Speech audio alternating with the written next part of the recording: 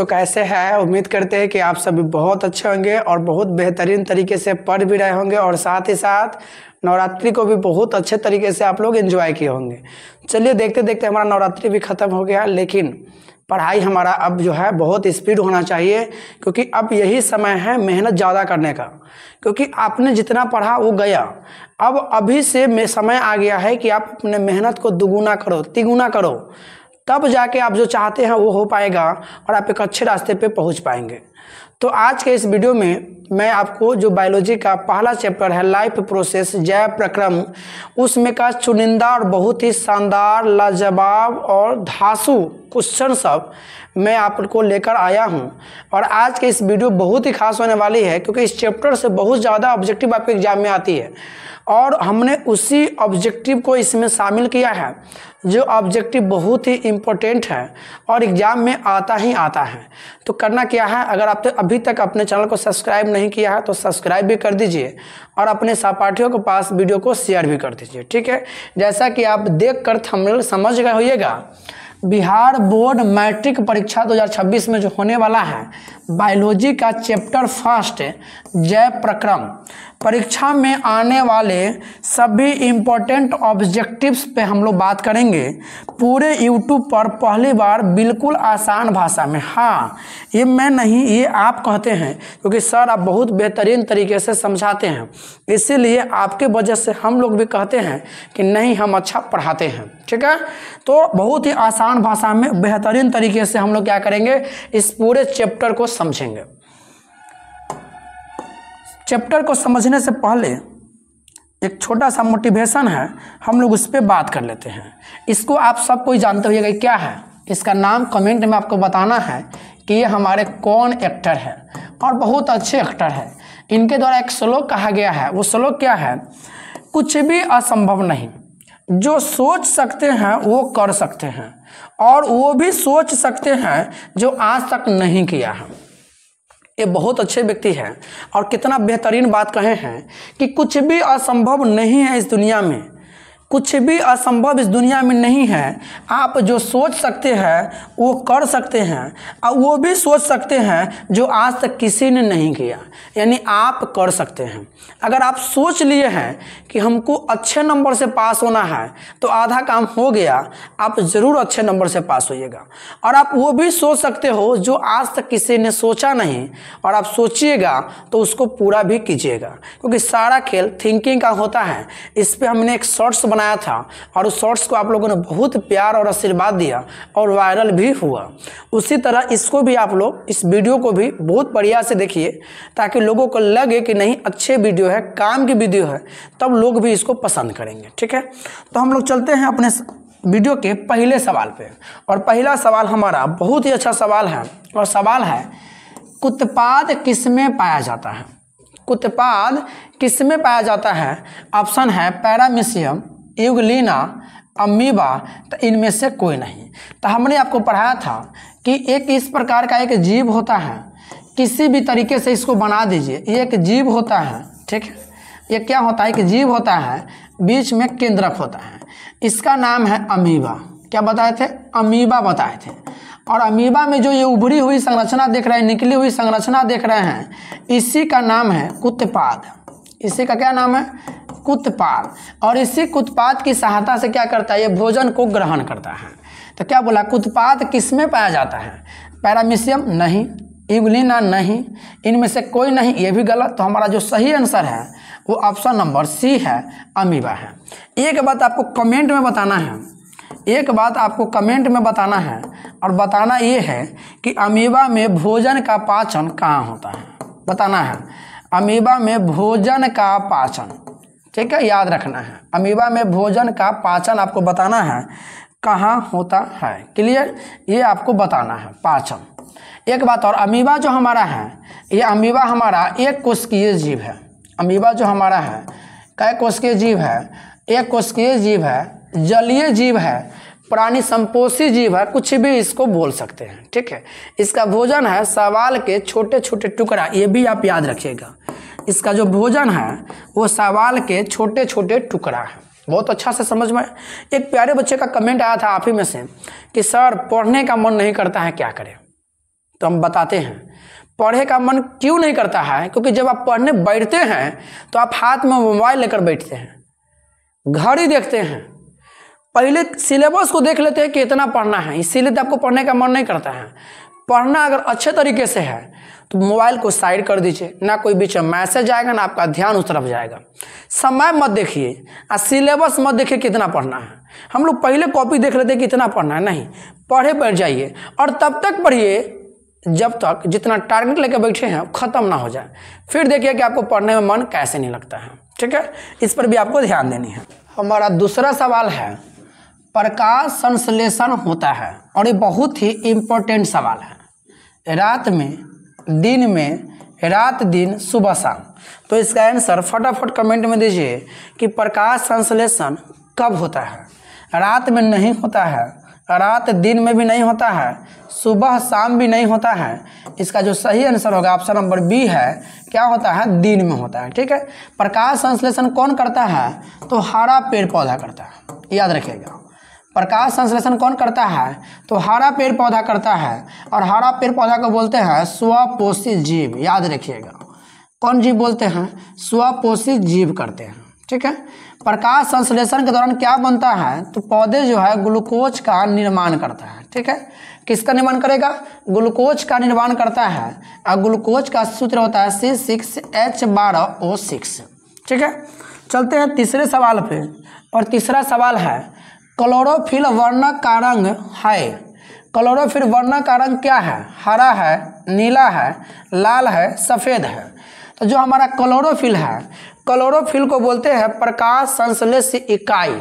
क्या बोलते हैं, क्लोरोफिल को बोलते हैं प्रकाश संश्लेषी, प्रकाश संश्लेषी इकाई कहते हैं क्लोरोफिल को। और प्रकाश संश्लेषी जब इकाई कहते हैं तो क्लोरोफिल का रंग जो है ना हरा होता है। क्या होता है, हरा होता है। और आपसे रंग ही पूछा है तो ऑप्शन नंबर ए के साथ चला जाएगा, क्या है, हरा। बहुत अच्छा सवाल था। अगला सवाल है रक्त में आयरन की कमी से कौन सा रोग होता है, और ये बहुत ही इम्पोर्टेंट है। जब हमारे रक्त में आयरन की कमी हो जाता है, अक्सर देखते होइएगा कि बुजुर्ग जब भी अस्पताल में जाता है तो डॉक्टर उसको ज़रूर एक गोली देगा, लाल लाल गोली देता है कत्थक कलर का, यानी कहता हड्डी आपका मजबूत रहेगा, यानी आपके शरीर में आयरन यानी लोहा का कमी हो गया है। तो उसी लोहा के कमी से कौन सा बीमारी होता है, टीबी, मधुमेह, एनीमिया, उच्च रक्तचाप। तो हमारा उच्च रक्तचाप भी नहीं है, मधुमेह भी नहीं है, टीबी भी नहीं है। इसका जो सही आंसर है वो हमारा है एनीमिया। एक बात और याद रखिएगा, अगर मधुमेह से सवाल आएगा तो इंसुलिन के हार्मोन का जब स्राव, इंसुलिन जो हार्मोन होता है, जब इसके हार्मोन का स्राव कम हो जाता है ना तो यही मधुमेह रोग होता है। ठीक है, मधुमेह को ये बोलते हैं डायबिटीज, चिनिया बीमारी इसी का नाम है। और ये जल्दी बीमारी जब एक बार हो जाता है तो ख़त्म होने का नाम नहीं होता है। हमारा अगला सवाल है कवक में पोषण की कौन सी विधि है। तो आपको पोषण की विधि में बताए थे मृतजीवी जीव, मृतजीवी पोषण बताए थे। कौन पोषण, मृतजीवी, परजीवी पोषण बताए थे, परजीवी पोषण। और एक बताए थे प्राणी सम पोषण, याद आ रहा है ना, ये सब बताए थे आपको। तो बताए थे प्राणी सम में कौन आता है, मनुष्य आता है, मनुष्य आता है, अमीबा आता है, मेढक आता है। ये सब हमारा प्राणी सम में आता है, यानी जो ठोस और तरल दोनों रूप में भोजन ग्रहण करता है। परजीवी में क्या बताए थे, जू आता है, खटमल आता है, मच्छर आता है ना, गोल कृमि, हुक वर्म, टेप वर्म, ये सब हमारा कथी में आता है, परजीवी में आता है। अमृतजीवी में क्या बताए थे, जो मरे हुए को खाएगा, मर गया है ना उसको खाएगा। तो इसी में बताए थे कवक, क्या बताए थे, कवक ना बताए थे।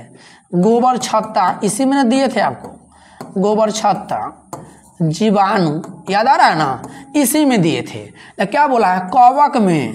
तो कवक में कौन हो जाएगा, स्वपोषी ना, समभोजी ना, ये भी नहीं। तो ऑप्शन कहाँ जाएगा, मृतजीवी के साथ जाएगा। ठीक है, बहुत बढ़िया क्वेश्चन था। अगला क्वेश्चन हमारा है, इसमें जितना क्वेश्चन दिए हैं ना एकदम वही दिए हैं जो एग्जाम में आएगा, और बहुत अच्छे से सवाल को फिल्टर करके लाए हैं। ठीक है। तो आप भी बहुत अच्छे से वीडियो को देखो। अगला सवाल है ऑक्सीजन क्या है? ऑक्सीजन क्या है? वसा है, एंजाइम है, हार्मोन है या कार्बोहाइड्रेट है?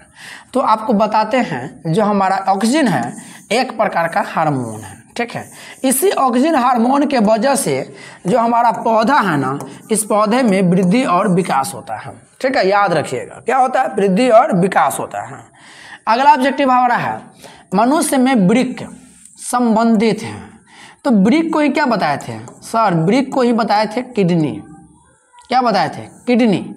और वृक्क को ही बताए थे गुर्दा। क्या बताए थे? गुर्दा। तो इसी वृक्क का पूछा है कि वृक्क क्या है, तो बताए थे ना सेम के बीज जैसा होता है। ये किसके जैसा होता है? सेम के बीज के जैसा होता है। इस तरह से होता है ना हमारा, यहाँ पे लटकल होता है, यहाँ पे लटकल होता है। तो इसी तरह हमारा किडनी होता है। तो इसका क्या काम है? पोषण, श्वसन, उत्सर्जन, परिवहन। तो परिवहन तो हमारा रक्त करता है, जल का करता है, ये हमारा होगा नहीं। श्वसन भी नहीं होगा, श्वसन भी कट गया, पोषण भी कट गया। तो ऑप्शन किसके साथ जाएगा? ऑप्शन नंबर सी के साथ जाएगा, उत्सर्जन के साथ जाएगा। किडनी क्या करता है? उत्सर्जन वाला काम करता है। हमारे शरीर में जो जल का पाचन होता है बड़ी आंत में जाकर, और वहाँ जब भोजन पचता है और जल जो खराब जल होता है उसी जल को उत्सर्जित करता है। और वृक्क जो है में जल का छनने वाला काम होता है, जल का शुद्धिकरण होता है, ठीक है। तो याद रखिएगा। अगला है स्वपोषी पोषण के लिए आवश्यक है। तो सबसे पहला बात, स्वपोषी पोषण कौन करता है? तो हरे पेड़ पौधा करता है, शैवाल भी करता है और घास भी करता है। एक ऑब्जेक्टिव यहीं से बन गया कि स्वपोषी जीव कौन है? तो सर पौधा है, शैवाल है और घास है। आप बहुत अच्छे तरीके से बता रहे हैं सर, क्योंकि एक एक बात को हम 2 बार 3 बार बता रहे हैं। इसलिए बता रहे हैं कि अब मेहनत आ गया है, समय आ गया है दुगुना मेहनत करने का। हम नहीं करेंगे तो आप कैसे कीजिएगा? हम भी करेंगे और आपको भी करना है। तो स्वपोषी जीव ये है, और इसको अपना भोजन बनाने के लिए यानी प्रकाश संश्लेषण करने के लिए, कौन संश्लेषण? प्रकाश संश्लेषण करने के लिए इसको 4 गो चीज चाहिए। पहला क्या चाहिए? सूर्य का प्रकाश चाहिए। पहला सूर्य का प्रकाश चाहिए। दूसरा इसको क्लोरोफिल चाहिए। दूसरा क्या चाहिए? दूसरा इसको क्लोरोफिल चाहिए। तीसरा इसको जल और खनिज लवण चाहिए। जल एवं खनिज लवण इसको चाहिए, जरूर चाहिए इसको। और चौथा इसको CO2 चाहिए यानी कार्बन डाइऑक्साइड चाहिए। तो देख लीजिए ऑप्शन में चारों है कि नहीं है? CO2 है, सही बात है। क्लोरोफिल भी है, सही बात है। सूर्य का प्रकाश भी है, सही बात है। ऑप्शन है डी सभी। तो जो इसका सही आंसर हो जाएगा वो सही हो गया। अब आपको कमेंट में एक आंसर देना है, और ये आंसर ये है कि प्रकाश संश्लेषण के लिए सबसे आवश्यक घटक कौन है? कमेंट में बताइए। सबसे आवश्यक घटक, इस चारों में सबसे इम्पोर्टेंट घटक कौन है? ये आपको कमेंट में बताना है, और अच्छे तरीके से आप कमेंट में इसको बताइए। हम इंतज़ार करेंगे आपके कमेंट का, क्योंकि हम लोग आपके सारे कमेंट को पढ़ते हैं। एक दिन आपको एक वीडियो बना के बताएंगे कि कितना अच्छा अच्छा प्यारा प्यारा कमेंट आता है। उस कमेंट पे हम लोग बात करेंगे संडे के दिन, ठीक है। सब सर एक साथ होकर के उस कमेंट पे हम लोग बात करेंगे। अगला है प्रकाश संश्लेषण की क्रिया में ऑक्सीजन बाहर निकलता है। ऑक्सीजन, तो प्रकाश संश्लेषण की क्रिया अभी पढ़े हैं, हरे पेड़ पौधा करता है। तो सबसे पहले इसका एक सूत्र लिखते हैं। इसका सूत्र होता है 6CO2 + 12H2O। अभिक्रिया करता है तो ऊपर में सनलाइट यानी सूर्य का प्रकाश, नीचा में होता है क्लोरोफिल। तो क्या बनाता है? अपना भोजन बनाता है C6H12O6 + 6O2 + 6H2O + ऊर्जा। ये समीकरण है प्रकाश संश्लेषण का। तो यही कहा प्रकाश संश्लेषण की क्रिया में ऑक्सीजन बाहर निकलता है। किससे बाहर निकलता ऑक्सीजन? किससे? तो किससे बाहर निकलेगा? इधर पीछे दूगो है, यही दूगो में से कोनो में से निकलेगा। तो पहला ऑप्शन है जल से, CO2 से, ग्लूकोज से। तो ग्लूकोज तो ओढ़ने वाला है, तो में से कैसे निकलेगा? ये तो ऐसे ही कट गया। डिक्टियोजोम से, एक हटा दो, अब बच गया दूगो, जल से और CO2 से। तो जल से हमारा ऑक्सीजन निकलता है, याद रखिएगा। जल से कथी निकलता है? ऑक्सीजन, और कार्बन डाइऑक्साइड से ग्लूकोज बनता है। क्लियर, याद रखिएगा। तो क्या बोला है? जल बोला है, ऑक्सीजन बोला है, तो ऑक्सीजन कथी से निकलता है? जल से। अगर ग्लूकोज कहता तो बताओ क्या आंसर होगा? बहुत अच्छा सवाल था और बहुत बढ़िया सवाल था। ठीक है, आजकल हम लोग आपको फ्री ऑफ कॉस्ट सेवा दे रहे हैं, बदले में आप लोग सपोर्ट कीजिए। और आप नहीं जानते हैं कि आपके सपोर्ट से बिहार के कितने बच्चों को फ़ायदा होगा। बिहार के बहुत बच्चों को फ़ायदा होगा, क्योंकि आप हमें सपोर्ट कीजिएगा तो हम नई नई फैसिलिटी लेकर आएंगे और क्या करेंगे, नई नई सुविधा देंगे। हम लोग इस पे मेहनत करेंगे और उस मेहनत का परिणाम क्या होगा कि हमारे बिहार के जितने भी गरीब कस्बे के लोग हैं, बच्चे हैं, जिनके पास परिस्थिति कमज़ोर है, आर्थिक स्थिति दयनीय है, उनको बहुत हेल्प मिलेगा। और हेल्प मिलेगा तो बिहार का विकास होगा, बिहार जगमगाएगा। तो आपके थोड़ा सा सहयोग से पूरे बिहार का भविष्य हम लोग बदल सकते हैं। हम लोग बहुत मेहनत करेंगे, प्रॉमिस करते हैं, बहुत मेहनत करेंगे। आप लोग सपोर्ट कीजिए। सपोर्ट में करना क्या है, वीडियो को सब्सक्राइबर को बढ़ाइए और वीडियो को क्या कीजिए, शेयर भी करते रहिए, ताकि जितना ज़्यादा लोग मिलेंगे हमें सुविधा बढ़ाने में और अत्यंत जो है ज़्यादा लाभ होगा और बहुत जल्दी व्यवस्था बनाएंगे। हमारा अगला सवाल हमारा है, मैग्नीशियम पाया जाता है क्लोरोफिल में, लाल रक्त कण में यानी आरबीसी में, वर्णीय लवक में, श्वेत रक्त कण यानी डब्ल्यूबीसी इसको बोलते हैं। ठीक है, इसको बोलते हैं आरबीसी। तो मैग्नीशियम कहाँ पाया जाता है? तो आपको हम पढ़ाए थे, मैग्नीशियम क्लोरोफिल के केंद्र में पाया जाता है। मैग्नीशियम जो है क्लोरोफिल के केंद्र में सही आंसर था। आंसर नंबर कौन जाएगा? ऑप्शन नंबर ए हो जाएगा, क्लोरोफिल। हमारा अगला सवाल है, मनुष्य में प्रमुख उत्सर्जी अंग कौन है? तो हमने आपको पढ़ाया था, उत्सर्जी अंग का मतलब होता है जिस अंग से खराब पदार्थ, बेकार पदार्थ शरीर से बाहर निकले। तो उत्सर्जी अंग क्या हो सकता है? तो पसीना भी शरीर से बाहर निकलता है, तो त्वचा भी हो गया, मल मूत्र भी निकलता है। तो ये सब जिस अंग से निकलता है उसे उत्सर्जी अंग बोलते हैं। तो पहला ऑप्शन है रक्त। रक्त से नहीं निकलता है, श्वेत ग्रंथि से भी नहीं निकलता है, अग्नाशय से भी नहीं निकलता है। तो जो इसका सही आंसर है वो ऑप्शन नंबर सी है, वृक्क। वृक्क से क्या होता है, हमारा जो मल मूत्र जो होता है वो हमारे शरीर से बाहर निकलता है फिल्टर्ड होकर के। वृक्क का ही दूसरा नाम है किडनी। वृक्क का ही दूसरा नाम क्या है? किडनी। और इसी का एक और नाम आपको हम बताए थे अभी कुछ देर पहले, गुर्दा। ठीक है, तो ये सवाल भी हमारा हो गया। अगला सवाल है, अमीबा अपना भोजन किसके द्वारा पकड़ता है? तो अभी कुछ देर पहले इसी वीडियो में हमने आपको बताया है कि इस तरह जो देख रहा है कोकरा लेखा निकला हुआ, यही तो हमारा अमीबा है। यही तो हमारा क्या है? अमीबा है। तो ये अमीबा का जो उभरा हुआ भाग देख रहा है, ये वाला जहाँ जहाँ उभरा हुआ भाग है, इसी को हम लोग क्या बोलते हैं? इसी को बोलते हैं कुत्पाद। क्या बोलते हैं? कुत्पाद। और इसी की सहायता से अमीबा क्या करता है? भोजन को पकड़ता है। अगर भोजन इधर मिलेगा, इधर रोटी का टुकड़ा मान लीजिए है, तो ये वाला पसर क्या आएगा, इसको बीच में कर देगा। ठीक है, तो कुत्पाद के द्वारा ग्रहण करता है। ऑप्शन ए है स्पर्शक, नहीं। प्रोटोजोआ, नहीं। इनमें से कोई नहीं भी गलत। तो ऑप्शन नंबर क्या हो गया? बी हो गया सही, कुत्पाद। बहुत अच्छे तरीके से आपको हम समझा रहे हैं और आपको समझ में भी आ रहा होगा। ठीक है, अगला सवाल है, निम्नलिखित में से कौन मलेरिया परजीवी है? मलेरिया बीमारी। तो मलेरिया जो है एक मच्छर के काटने से होता है, और मच्छर का नाम क्या है? मादा एनोफिलीज मच्छर। याद रखिएगा, मलेरिया जो है मादा एनोफिलीज मच्छर के काटने से होता है। एक बात और आश्चर्य वाली बात क्या है ना, ये बुखार एक ऐसी बुखार है जो आपको इलाज करवाने का समय देती है। यानी जब ये बुखार आपको आएगा तो इतना तेज़ी से कपकपाहट के साथ आएगा और चला जाएगा, और वो बीच में फिर 24 घंटा के 12 घंटा के बाद आएगा। वो समय देता है कि आप जाकर इलाज करवा लो, एडमिट करा लो, नहीं तो तुमको हम ले के सीधे चले जाएंगे। ठीक है, तो ये बहुत ही खतरनाक बीमारी होता है, बहुत तेज़ी से बुखार आता है। तो मादा एनोफिलीज जब मच्छर काटता है तो ये बुखार आता है। आप यहाँ से एक बात और समझ सकते हैं, मादा मतलब क्या होता है? स्त्री। आप समझ जाइए स्त्री कितना खतरनाक है। अगर एक बार पल्ले में पड़ गए तो फिर आपको बर्बाद होने से नहीं रोकेगा। ठीक है, आबाद भी करता है, ऐसा नहीं कि सिर्फ आपको बर्बाद ही करेगा। तो वही बोला कि मादा एनोफिलीज मच्छर में एक प्रोटोजोआ होता है जिसका नाम है प्लाज्मोडियम। क्या नाम है? Plasmodium protozoa. ठीक है, जब मादा मच्छर ये काटता है ना तो यही प्लाज्मोडियम प्रोटोजोआ हमारे शरीर में प्रवेश कर जाता है। और जब शरीर में प्रवेश करता है तो कपकपी के साथ हमें क्या आती है, बुखार आती है। तो ऑप्शन देख लीजिए क्या है, प्लाज्मोडियम, लिशमैनिया, प्रोटोजोआ, इनमें से कोई नहीं। तो प्लाज्मोडियम प्रोटोजोआ ही है, प्लाज्मोडियम जो है प्रोटोजोआ ही है। तो इसका ऑप्शन दूधू है, लेकिन जो इसका सही ऑप्शन होगा वो होगा क्या, प्लाज्मोडियम। ठीक है, क्या होगा, प्लाज्मोडियम होगा। अगला क्वेश्चन हमारा है कार्बोहाइड्रेट, प्रोटीन तथा वसा के पूर्ण पाचन का स्थल निम्नलिखित में से कौन सा है। यानी कहने का मतलब है कि जो कार्बोहाइड्रेट यानी ग्लूकोज है, प्रोटीन जितना हम उजला वाला सामान खाते हैं यानी दूध, अंडा, ये सब जो खाते हैं, दाल, ये इसमें प्रोटीन होता है। जितना फैट वाला सामान खाते हैं उसमें वसा होता है।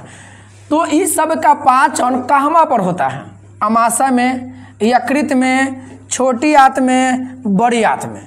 तो इस सब का जो पाचन होता है ना अमाशय में होता है, ना यकृत में, ना बड़ी आंत में, सबका पाचन होता है छोटी आंत में। कहाँ होता है, छोटी आंत में इसका पाचन होता है, इसी को बोलते हैं क्षुद्रांत।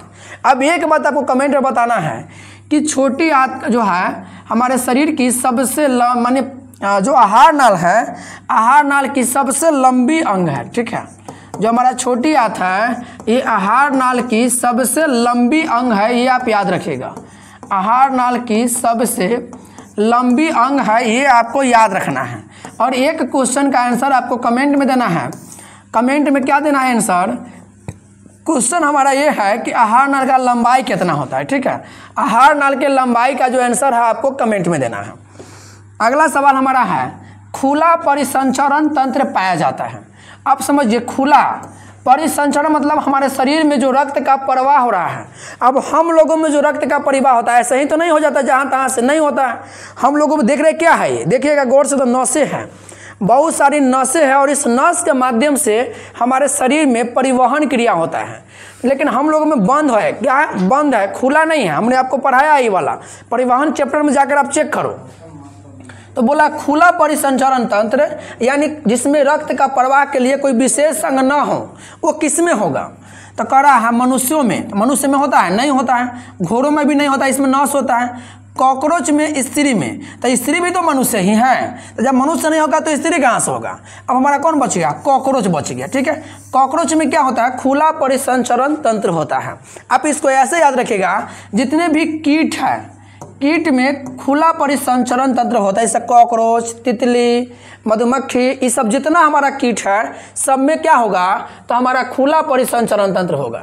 और जितना बहुकोश के जीव से हम लोग आते हैं इसमें होता है बंद परिसंचरण तंत्र, यानी हमें क्या है, नसें है और नसें के माध्यम से रक्त का परिवहन होता है। तो बहुत अच्छा क्वेश्चन था। अगला क्वेश्चन हमारा है हमारे शरीर में कौन सा हार्मोन, हमारे शरीर में कौन सा हार्मोन कार्बोहाइड्रेट, प्रोटीन तथा वसा के उपापचय का नियंत्रण करता है। यानी हम जब विटामिन प्रोटीन वाला खाना खाते हैं, क्या वाला खाना, प्रोटीन वाला, यानी दूध पीते हैं, अंडा खाते हैं, दाल खाते हैं, कार्बोहाइड्रेट वाला सामान खाते हैं, फैट वाला सामान माने तेलपक सामान खाते हैं, तो इस सब का पाचन करने के लिए इसके ऊपर नियंत्रित कौन रखता है, कौन हार्मोन स्रावित करता है कि जाकर उसको नियंत्रित करो, उसका पाचन करो। नहीं तो अगर शरीर में उसका लेवल बढ़ गया तो विभिन्न प्रकार की बीमारी उत्पन्न होगा। तो ऑप्शन में है इंसुलिन, थायरॉक्सिन, टेस्टोस्टेरोन, एस्ट्रोजन। तो जो इसका सही आंसर है ऑप्शन नंबर हो जाएगा बी, थायरॉक्सिन हार्मोन। याद रखिएगा, बहुत अच्छा सवाल है और नया सवाल है। इंसुलिन की कमी से मधुमेह रोग होता है, ये भी आपको याद रखना है। ठीक है, हमारे शरीर में जब इंसुलिन हार्मोन की कमी होता है तो मधुमेह रोग होता है। मधुमेह कहीं बोलते हैं डायबिटीज और चिनिया बीमारी। टेस्टोस्टेरोन जो हम देख रहे हैं ये वाला, ये टेस्टोस्टेरोन जो है मनुष्य में नर हार्मोन है। कौन हार्मोन है, नर हार्मोन है, यानी पुरुषों में ये हार्मोन पाया जाता है। और जो एस्ट्रोजन है ये मादा में पाया जाता है। ठीक है, मादा में पाया जाता है। तो एक बात और कमेंट में दीजिएगा कि मादा में एक और कौन हार्मोन है जो पाया जाता है, उसका नाम जो है पॉस है, आप देख लीजिएगा और उसका आंसर आपको कमेंट में देना है। अगला क्वेश्चन है इनमें से किसकी उपस्थिति के कारण रक्त लाल दिखाई देता है। बहुत अच्छा क्वेश्चन है और बहुत बेहतरीन क्वेश्चन है और कितना बार एग्जाम में आया है कि किसके उपस्थिति के कारण जो रक्त है, रक्त मतलब जानता है ना, खून, इसी को बोलते हैं रुधिर और इसी को बोलते हैं ब्लड। इसका रंग कैसे दिखाई देता है, लाल दिखाई देता है। Thrombin, fibrin, haemoglobin, serum. तो ना हमारा सीरम होगा, ना थ्रोम्बिन होगा, ना फाइब्रिन होगा। इसका जो सही आंसर हो जाएगा ऑप्शन नंबर सी होगा, हीमोग्लोबिन होगा। और इसी हीमोग्लोबिन के कारण जो होता है रक्त का रंग जो है लाल दिखाई देता है। अगला क्वेश्चन हमारा है, पीत रस कहाँ से स्रावित होता है? पीत रस का जो रंग होता है ना वो हरा होता है, याद रखिएगा, इसका रंग भी पूछता है। पीत रस का जो रंग होता है वो हरा होता है। और पीत रस ये स्रावित कहाँ से होता है? तो यकृत से होता है। कहाँ से होता है? यकृत से होता है। यकृत का एक और नाम है, इसी को बोलते हैं लीवर। क्या बोलते हैं? लीवर। याद रखिएगा, ऑप्शन में लीवर जो है हिंदी में लिख के आ जाएगा, लीवर ऐसे लिख के पूछ देगा। और इससे बहुत बार क्वेश्चन आया हुआ है, ठीक है। तो इसे यकृत से क्या होता है? पीत रस का स्राव होता है। अगर ये शरीर में फैल जाए तो पॉइजन हो जाता है। अब पॉइजन हो जाएगा तब व्यक्ति का क्या हो सकता है? मृत्यु हो सकता है, बहुत खतरनाक होता है, ठीक है। अगला ऑब्जेक्टिव हमारा है, एक स्वस्थ मनुष्य में प्रकुंचन एवं अनुशिथिलन दाब क्या है? यानी सीधा सीधा आपसे पूछा है, एक स्वस्थ मनुष्य का बीपी यानी ब्लड प्रेशर आपसे ऑब्जेक्टिव पूछा है, कितना होता है? तो हम आपको पढ़ाए थे कि एक सामान्य व्यक्ति का जो रक्तचाप होता है, एक सामान्य व्यक्ति का जो रक्तचाप होता है वो होता है 120 बट्टा में क्या होता है? 80। एक सामान्य व्यक्ति का रक्तचाप यही है। 120 को बोलते हैं वही सिस्टोलिक प्रेशर, याद रखना है आपको। 120 को बोलते हैं सिस्टोलिक प्रेशर और 80 को क्या बोलते हैं? Diastolic pressure. यहाँ से भी ऑब्जेक्टिव आ सकता है, डायस्टोलिक प्रेशर, ठीक है। अब एक बात आपको इसका आंसर मिल गया होगा कि क्या होगा? 120 बट्टा 80, 80 बट्टा 120, 80 बट्टा 100, 72 बट्टा 80। तीनों गलत है। ऑप्शन नंबर ए सही है, 120 बट्टा 80। अब इसका एक कमेंट में आपको एक क्वेश्चन क्या देना है आंसर इसका। और क्वेश्चन हमारा ये है, क्वेश्चन ये है कि आखिर रक्तचाप का माप किस यंत्र से करते हैं? बताइए, रक्तचाप का माप जिस यंत्र से करते हैं उस यंत्र का क्या नाम है? ये आप कमेंट में हमको बताइए। अगला क्वेश्चन हमारा है, तंत्रिका तंतु की उत्पत्ति किस प्राथमिक ऊतक द्वारा होता है? किस प्राथमिक ऊतक द्वारा होता है? तो ऑप्शन में ए में है एक्टोडर्म, 2 में है मीसोडर्म, 3 में है इंडोडर्म और इनमें से कोई नहीं। तो मनुष्य में 3 जनन परत है। क्या है? जो मनुष्य हमारा है, हम जो मनुष्य हैं, मनुष्य में 3 गो जनन परत है। एक को बोलते हैं एक्टोडर्म, एक को क्या बोलते हैं? एक को बोलते हैं एक्टोडर्म, दूसरे को बोलते हैं एंडोडर्म और तीसरा हमारा क्या है? मेसोडर्म। क्या हमारा है? मेसोडर्म हमारा है। क्लियर? इसका जो सही आंसर है ऑप्शन नंबर ए है, कौन है? एक्टोडर्म है, ठीक है। अगला ऑब्जेक्टिव हमारा है, मनुष्य में वृक्क एक तंत्र का भाग है जो संबंधित है। अभी कुछ समय पहले इसी वीडियो में इस क्वेश्चन पे हम लोग बात किए हैं। वृक्क को ही क्या बोलते हैं? वृक्क को ही बोलते हैं किडनी। क्या बोलते हैं? किडनी। और इसे ही क्या बोलते हैं? गुर्दा। लड़का सर अक्सर झगड़ा में क्या कहता है? गुद्दा में दम होता है कि फरिया ले, यही गुद्दा की बात करता है, किडनी की बात करता है, ठीक है। तो जो वृक्क है ना, ये उत्सर्जी अंग है। कौन अंग है? उत्सर्जी अंग है। क्लियर हो गया? तो वृक्क कथी से संबंधित है? पोषण से नहीं, श्वसन से नहीं, परिवहन से नहीं। तो क्या हो जाएगा? ऑप्शन नंबर सी हो जाएगा, उत्सर्जन से संबंधित है। अब एक कुछ ऑब्जेक्टिव और याद रखिएगा, वृक्क की सबसे छोटी इकाई को बोलते हैं नेफ्रॉन। याद रखिएगा, वृक्क की जो सबसे छोटी इकाई है उसका नाम है नेफ्रॉन। और इसका एक और नाम है नेफ्रॉन का, वृक्क नलिकाएं। क्या नाम है? वृक्क नलिकाएं। और एक वृक्क में कितने में? एक वृक्क में लगभग 10 लाख नेफ्रॉन पाए जाते हैं, ठीक है। एक वृक्क में लगभग 10 लाख नेफ्रॉन पाए जाते हैं, ये भी आप याद रखिएगा। अगला ऑब्जेक्टिव है, पादप में जाइलम उत्तरदायी है। जाइलम यानी जो पौधा में जो जाइलम है ना, वो जाइलम किसके लिए उत्तरदायी है? तो जाइलम कहाँ होता है? जो हमारा पौधा होता है, माने हमारा जो पौधा है, ये आप जो पौधा देख रहे हैं, जाइलम नीचे होता है, जड़ में होता है। जाइलम कहाँ होता है? जाइलम नीचे होता है, जड़ में होता है। तो जड़ में रहेगा तो जड़ कहाँ है? मिट्टी में है। और मिट्टी में क्या है? तो मिट्टी में जल और खनिज लवण है। मिट्टी में क्या है? जल और खनिज लवण है। इसी को क्या करेगा? पौधा जब खाना बनाएगा, प्रकाश संश्लेषण की क्रिया करेगा, तो नीचे से खींच कर क्या करेगा? ऊपर की ओर देगा। यानी कह सकते हैं कि पौधे का एक गोतनी दियादिन है। ठीक है। पौधे का जो है गोतनी दियादिन है जाइलम, और जाइलम से ही क्लियर है कौन चीज़, जल का परिवहन करेगा, जल एवं खनिज लवण का परिवहन करेगा। तो जल का वहन, भोजन का वहन, एमिनो अम्ल का वहन, ऑक्सीजन का वहन, तो ये तीनों हो गया गलत। इसका सही आंसर क्या हो जाएगा, ऑप्शन नंबर ए, जल का वहन। अब एक बात और आपको याद रखना है, इसमें दो गो ऊतक होता है पौधों में, एक जाइलम और एक क्या होता है, फ्लोएम। तो आप बताइए फ्लोएम किसका परिवहन करेगा। जब जाइलम जल का करेगा तो आपको बताना है फ्लोएम जो है किसका परिवहन करेगा। अगला ऑब्जेक्टिव है स्वपोषी पोषण के लिए आवश्यक है। तो कोई भी पौधा स्वपोषित तब हो, यानी कोई भी जीव स्वपोषित तभी होगा जब वो अपने भोजन का निर्माण स्वयं करेगा। और इस पृथ्वी पर 3 गो ही जीव है जो स्वपोषित जीव है। पहला क्या हमारा है, पहला हमारा है हरा पौधा। पहला क्या है, हरा पौधा, घास है और शैवाल है। तीनों कहीं ना कहीं पौधा के ही प्रजाति है, और यही तीनों जो है प्रकाश संश्लेषण क्रिया द्वारा अपने भोजन का निर्माण करता है। तो इसी को बोलते हैं स्वपोषी जीव भी बोलते हैं, याद रखिएगा। क्या बोलते हैं, स्वपोषी जीव बोलते हैं। वही बोला है स्वपोषी पोषण के लिए क्या क्या आवश्यक है, तो इसके लिए 4 गो आवश्यक घटक है। पहला होता है सूर्य का प्रकाश। पहला क्या होता है, पहला आवश्यक घटक है सूर्य का प्रकाश। दूसरा घटक है क्लोरोफिल। इसका जो दूसरा घटक है वो दूसरा घटक क्या है, क्लोरोफिल। तीसरा घटक है CO2 और चौथा घटक है जल एवं खनिज लवण, जल एवं खनिज लवण। अब देख लीजिए ऑप्शन में इसमें से कौन दिया हुआ है। पहला ऑप्शन है कार्बन डाइऑक्साइड तथा जल, जरूरी है, चाहिए। क्लोरोफिल भी चाहिए, सूर्य का प्रकाश भी चाहिए, तो उपरोक्त सभी। तो इसका सही आंसर क्या हो जाएगा, उपरोक्त सभी यानी सब चाहिए।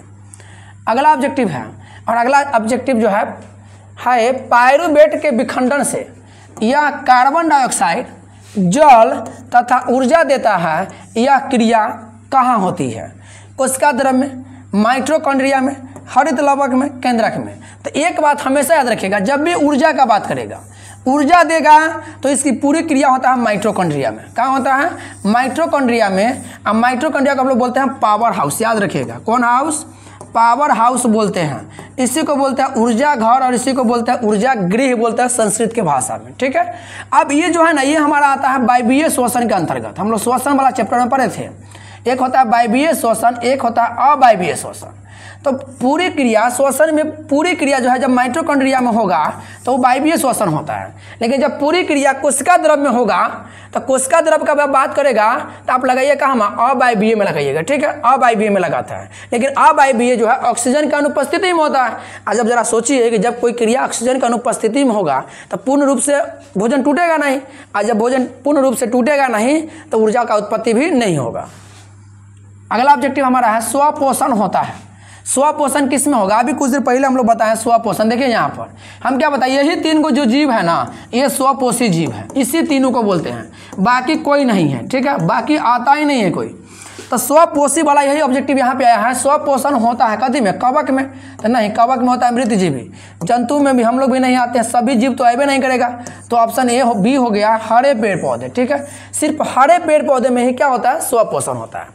तो इसी के साथ हम लोगों ने जो पहला चैप्टर का जो है, पहला चैप्टर जो हमारा था जैव प्रक्रम, और उसका जितना भी अच्छे अच्छे ऑब्जेक्टिव था, सारे ऑब्जेक्टिव को हम लोगों ने बहुत ही कम समय में और ढांसू तरीके से आपको समझाने का प्रयास किया है। एक बार और आप लोगों से रिक्वेस्ट है कि अगर वीडियो समझ में आया हो तो वीडियो को शेयर कर दीजिए, लाइक नहीं किए हैं तो लाइक कर दीजिए, सब्सक्राइब नहीं किए तो सब्सक्राइब भी कर दीजिए, क्योंकि आपका सपोर्ट हमारे लिए बहुत ज़रूरी है।